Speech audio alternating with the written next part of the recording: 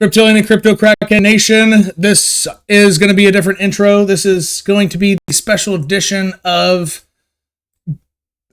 Tim didn't Timify anything. He got Bitcoinified and slapped in the face with red dildos when he was thinking a highly probable trade of green dildos.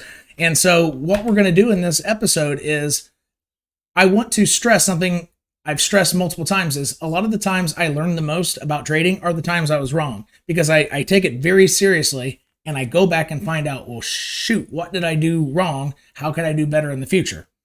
So similar to, if you drive a car, you don't remember the green lights as much as you remember getting stopped by a bunch of red lights. So oftentimes the bad stuff is what your brain captures. And so given that human psychology is kind of that way, on a non-mass psychology, just like an individual psychology basis, my learning style, I have found over time, I learn mostly from when I'm wrong. So I want to take that time to show you how I do it and how I reflect, and then how I do better, how I plan to do better the next time. So first off, the macro lesson that I've learned here is that since I trade a lot with price intimacy and the behavior of Bitcoin's movement, that behavior is made up of buyers, sellers, and then sideliners intermittently jumping in to be a buyer or jumping in to be a seller. It's the dynamic of those that creates the behavior of any price. That's what makes price move in anything, even black market testicles, petroleum, whatever.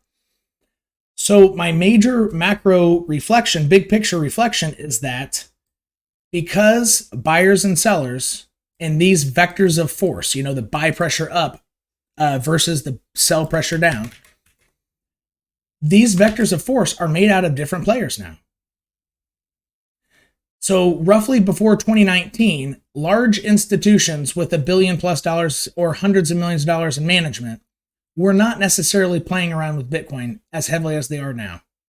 Therefore, before this time, so this is a 2-year time frame, 2019 to current, before this 2-year segment, the buy pressure and sell pressure vectors were made primarily out of retail investors, miners, and a few whales, a whale here and there. Not necessarily institutions with hundreds of billions of dollars. Whales that had a lot of Bitcoin, got in early OGs, all that kind of stuff. Perhaps a few folks like Winklevoss twins, all that kind of stuff. A few whales. And that was so those three groups of people were constantly interchanging among these three sideliner, buyer, and sellers. And so before this box, with that dynamic, price tended to behave a very specific way. And in one's analysis, while it's not wise to say, oh, because it happened this one time, it's going to happen again. But if there are multiple situations where the same thing happened every time under that certain condition with a decent sample size over like 4 or 5, right? And I think in the previous case, it was like 6 or 7 times. It had a perfect track record. So the big pill to swallow is, in my analysis, I probably will need to identify that this was one animal and this is another. And using this animal as a basis for this new animal's movement likely won't work as well, as we just found out, because I thought that was a very highly probable trade and it clearly didn't work. So this is my big learning moment. So if you want an analogy, perhaps Bitcoin here was a caterpillar. And then during this bear market of 2018, 2019, actually it started here technically, but during this time, it was in chrysalis phase, getting in this little cocoon. And then when Bitcoin erupted to 14K in 2019, before then going back down to 4K, during that time, it emerged a butterfly. So I can't relate how a caterpillar moves to how a butterfly moves in most instances, especially posturings based off certain scenarios. All because the vectors of force, the buy pressure up and the sell pressure down, it's made up of different people now. And so even though that best indicator ever, I was kind of being cute, and it's kind of it's almost comical that it ended up burning me, right? But everybody who talks about price every day for their job, you're going to be wrong a lot, which is why I always, even in that same video, I said it doesn't have to happen. It might not happen, but I think there's a 90% chance, roughly, was my analysis, right? Even if that analysis was off, I still thought, in retrospect, I still think it was a very highly probable trade. However, I think my percentage analysis was faulty in the way I'm describing now. I don't think that I can use previous behavior to create the confidence of even beyond 50% anymore, unless there are other indicators in play just outside of price relative to itself and its posturings. So I think that was my major mistake. And I think that if you follow other traders, I think you're going to hear them and or see them either refer to the idea that we can't use this bull run as a reference point anymore, or you'll just see people relate previous price less and less to current price as a predictor. I think most people are catching on by this point. Like, using this bull run obviously didn't work, and I knew that quite a while ago, right around this crash time. So you're gonna see a lot of a different analysis out there, perhaps based off more immediate price history. All right. So the second thing I wanted to cover with you is long-term, the weekly EMAs that I typically play with. And let's look at the 200 first. So as a basis, Bitcoin usually bases off this at moments of capitulation. So you can see that you had the double dip here, the double dip way more spread out. So these double dips had how many days between them? 200. These had like a year. Let's say from the middle of here to that dip, just over a year. So 200 days, that's double the distance. Now, there could be incoming a double dip where Bitcoin comes all the way back down to this orange line, or it might end up giving another push before it does it, or even giving it 2 more pushes before it does it. However, I want to show you that here's what to look out for and why some people are quoting, if Bitcoin breaks this range, it will likely go below 20K. This is why. This 200 is the basis of capitulation historically, even though we might not be able to use these historical values as such. It might not do the same, as I'm just saying. However, it's one thing to consider if price should break down. My previous targets of my 3 most probables, when I went in depth of the glory hole one, I mostly was targeting the 89 EMA, which would still not be a full capitulation. It would be like a major, major dip in a way that Bitcoin's never done before, because when Bitcoin comes down to it, I don't think it's ever recovered. It's always gone below. So in this glory hole scenario, according to previous price, it would have a strong, if price comes to here and is not held up by the blue 55 EMA, which is holding it up now. If you want to zoom in on this, price is now being held by this. But if this is broken, you can see historically that when Bitcoin goes to 89, it's always dropped below. However, it might not be a fair analysis to say that it will this next time either, even though it has a perfect track record of doing so. So these analysis are going to have to be like more day by day, and analysis, you got to be, if the charts tell you to change your analysis one day to the next, that's the way it's going to have to be in this market.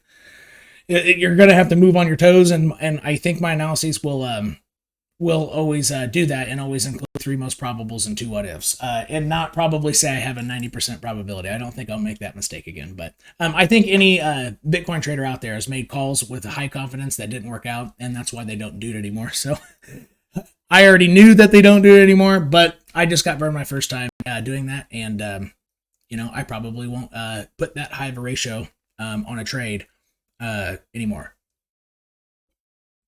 Especially because my main goal of being here on YouTube is not to misguide people And I feel that I misguided you with that high of a probability, because it clearly didn't play out. So, I do formally apologize for that.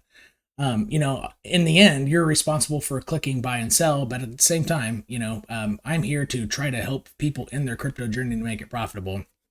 And my voicing such confidence, it could have gone totally against my true north.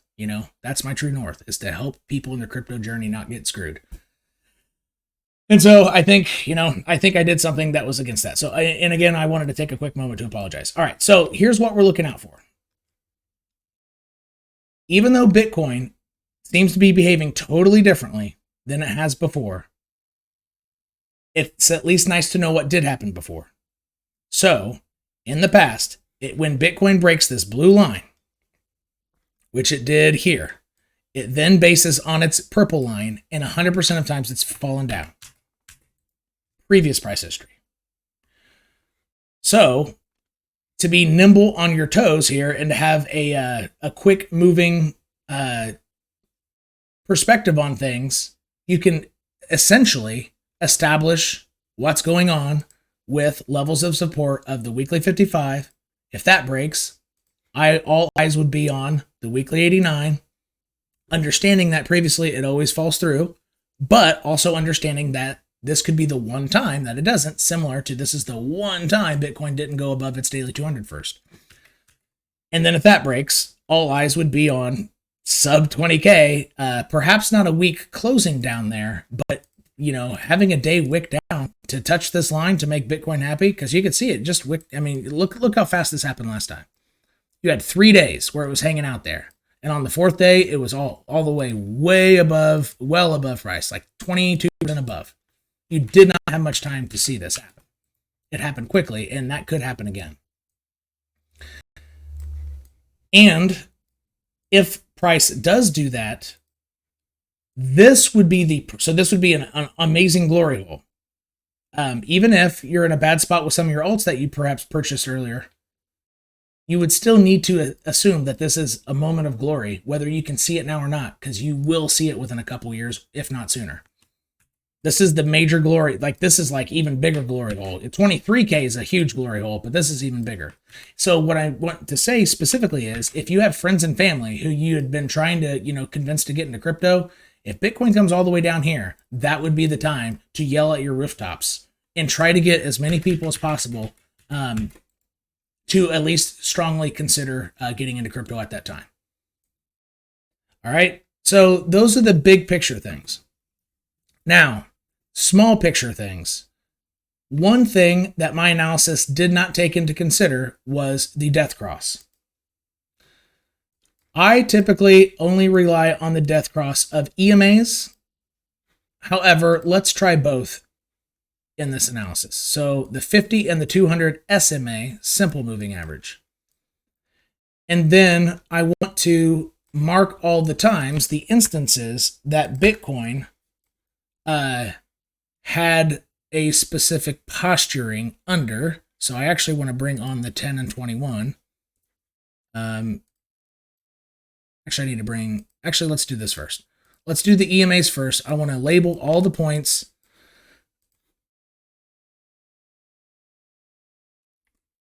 that Bitcoin was below.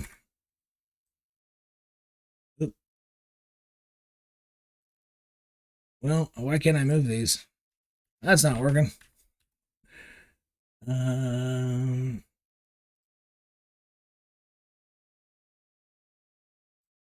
Well, whatever.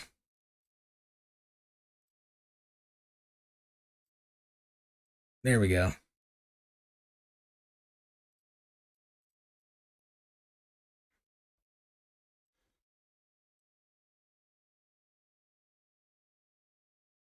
So then we can go back and take a look.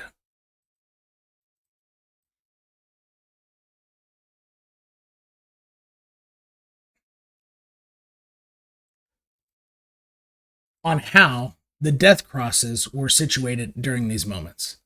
Because it is possible that death cross, even though I don't think this will be a death cross that plays out, And I guess I can mix that in my analysis. However, that's one thing I did not take into consideration. What was the death cross doing in these posturings previously? Okay, so now that I have that labeled, I'll get rid of my EMAs, and I'll bring up only the SMAs and take a look. So let's look at currently what's been happening. So we know that this is a time where the daily 10 and 21 are under the 200, okay, EMA, even though these are SMAs up.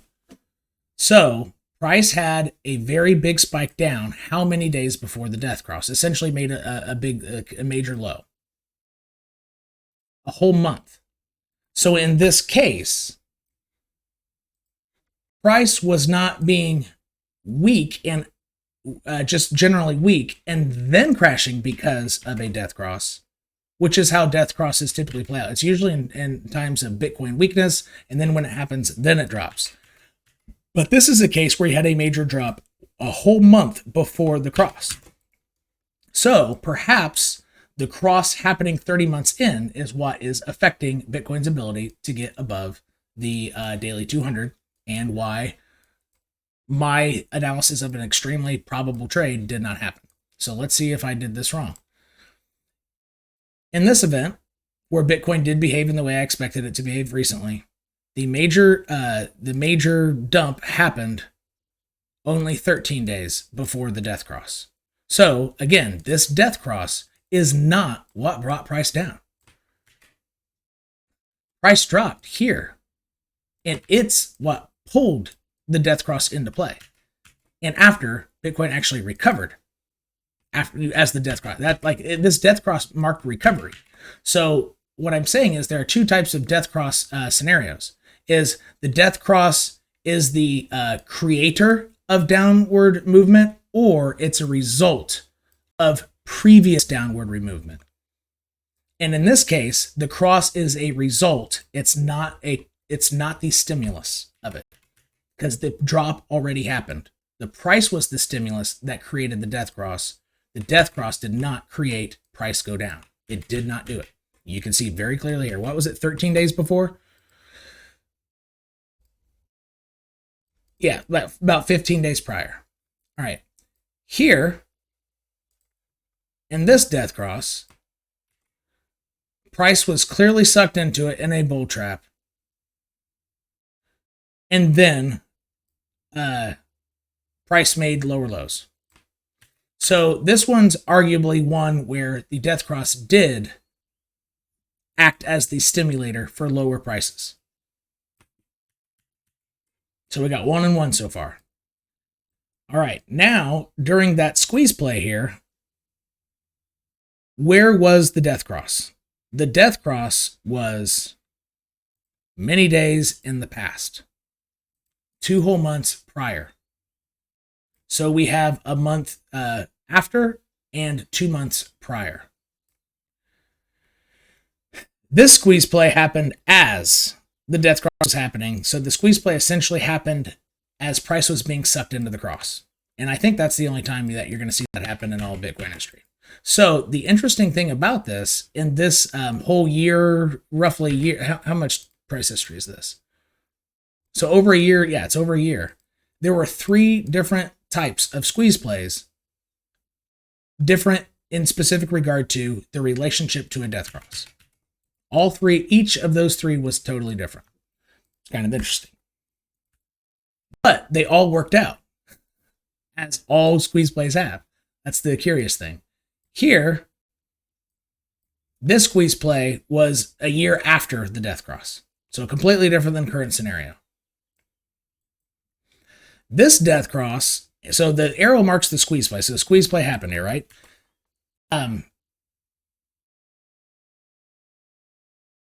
This death cross seems to be almost right on the money. As price was sucked into it, it failed, the death cross happened, and it seems like this death cross was the stimulator because price made massive lows after.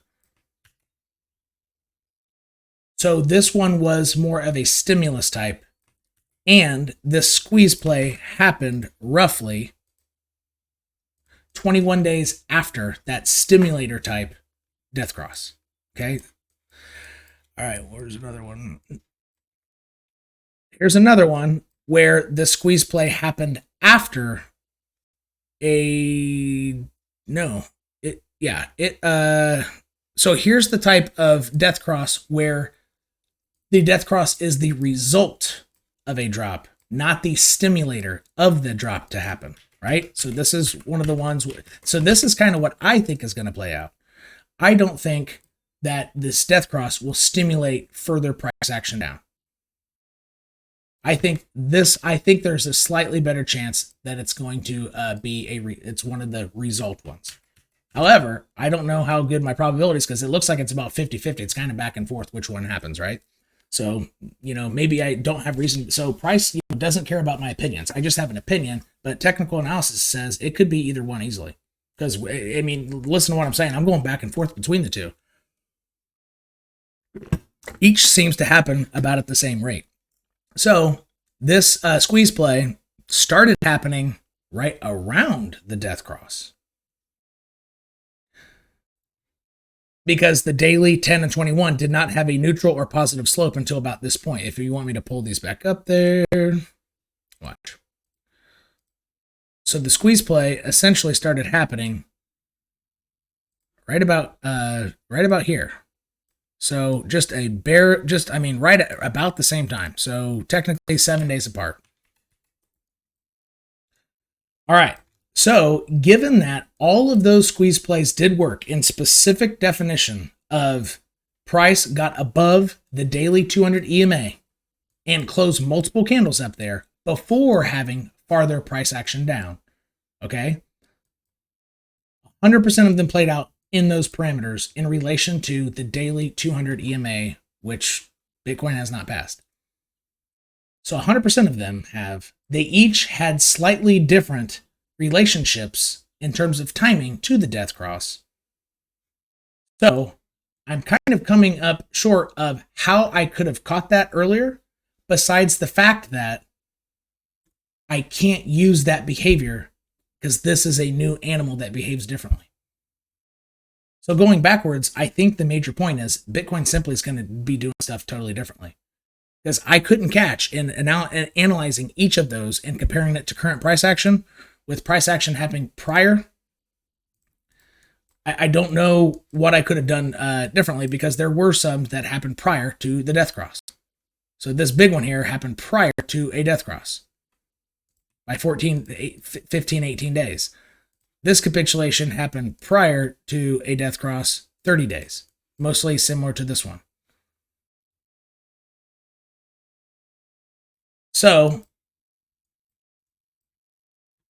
what else did I want to go over? Okay, now, if this death cross is to play out, I want to remind you of the one big thing you want your eyes on is the weekly 55. You will see the weekly 55 not hold support. Oop, that's the daily. You will see the weekly 55 not hold support. And if it does not hold support, that is your biggest tip-off that that death cross will be a stimulator type, and we're going to have like double capitulation. Like this was a like pre-capitulation, this is double, and it's never done that on first pass of a dump. It always comes back up, folks. But like I said, because it hasn't come back up in this first bounce, it's just behaving differently. All right. Now I wanted to show you this. In the classic Wyckoff pattern, you have the big scare down. You build a range, right? You build a range, which is kind of like our 30K to 40K right now. And then you dip one more time just below your previous lows. Look at what the frick just happened. So it looks like this Wyckoff pattern is playing out like ultra textbooky. Dip down just about 3% lower than the previous big scare. Exactly as this indicates. So its behavior, if I have to swallow the pill that it's behaving differently, and it appears it's behaving under puppet master strings, it might be wise to assume that what might happen here shortly is a higher low and a higher low and a higher low, which would get Bitcoin roughly back up to 36K or 38K. And then it might bust. And this movement right here in the SOS phase would be similar to Bitcoin racing up to 46 and to 50K above its daily 200 and above its weekly 10. However, it looks like we are here and we have to look forward to higher low, higher, perhaps 3 higher lows before that happens, which could take several weeks. So if you wanted to make the guess that Bitcoin might behave in that way, what you would want to look out for is the daily 200 EMA, and perhaps just doodle in 3 higher lows, or 2, maybe get rejected first one. Yeah, higher lows, and then a pop off. Maybe not that high though. Let's try that again. So let's extend the daily 200, make it orange.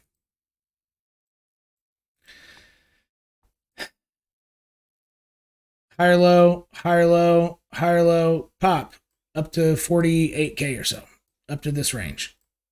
So this is roughly what the Wyckoff pattern is indicating, and Bitcoin seems to be behaving exactly in that way. Unfortunately, not very natural looking. Looks pretty orchestrated. So in my 3 most probables, I think I can deduce a quick recovery is gone. So pretty much any analysis that I'm going to be focusing on for, unless it's like daily stuff, but in smaller time frames, I will be focusing on whether this range bouncy stuff will play out, whether glory hole or super glory hole situations will pass. Glory hole means down to 23K, super glory hole down to 16K, or the weekly 200 bouncing around there. Or the third most probable, which technically this means recovery, if a Wyckoff recovery will play out, as Wyckoff stuff has been playing exactly. So these are now my 3 most probables, and in summary, we know what to look out for in the event this middle one, the sideways choppy action, we know what to look out for if that's going to break down, and then Bitcoin turns into a glory hole scenario. So these 2 we got covered. The third one, in summary, you're going to want to look for a series of higher lows, and if 3 higher lows do happen on the daily time frame or even 4-hour time frame, at that point, I believe your edge would be in saying this Wyckoff pattern is going to play out. There's a high probability to take on a trade that Bitcoin will go up to about the 47 to 48K range, somewhere around this resistance zone here, or even around there, 46 to 50K, somewhere in this box. Let me do a better job showing you that box. About like that. So where all this price action was. So I'm on the daily chart. You can see how this established the high. That wick went exactly to it. This wick had resistance. So resistance, support, support. And then you have all this support here that would create the bottom of this box, of this range. So this is a big box that Bitcoin's going to have to get past. But the Wyckoff pattern only suggests, until that point. So if you see a series 3 higher lows, I think trading-wise, you would have an edge in playing your trades based off of this idea that it's getting ready to go up in that box if you get a series of 3 higher lows. So moving forward, these are the 3 to look out for. You know how to be nimble and how to change your analysis on which one is more likely to play out. And my analysis in general, how I went wrong, my biggest failure, I feel, is not necessarily looking at all the previous reiterations, but rather it's assuming that gives me a strong edge because Bitcoin's moving as the same animal it was. And that was an incorrect assumption to make. And I think that's the biggest learning moment. If I find other evidence in the chart where I literally just missed something technical, crosses of some sort or this and that, I will follow up on this video because, again, I take learning moments extremely seriously, and that's how I learn, most of what I know is by moments of failure. Success without failure is impossible, right? So And, you know, you might see a lot of comments out there, oh, you got it totally wrong. Yeah, well, how about you? You talk about price every day for a job. How many times are you going to be right? Seriously. And another learning moment I made is that my true north here in YouTube is to help guide my viewers to have a successful and profitable crypto journey. And if I'm going to stay true to that true north, I need to not give 90% probabilities and be so confident about it. I would need to say, I think I have, you know, let's say in the future, the most I would say is 70, 80. I think I have a good edge. However, even in that, instead of pushing something really hard in such a confident way to get bit in the ass later, I would also provide the 2 other scenario analysis heavily in that same analysis so that my viewers and patrons can be ready for all 3, as opposed to, you know, seeing somebody say 90%, you know, go all in. So those are my 2 learning moments. So I hope you like this video as a different edition. I guess you didn't get Timified. I got Bitcoinified, and so I hope to provide you all with a more fair value and a better value moving forward. And I hope you learned with me during this video. And we'll catch you next time.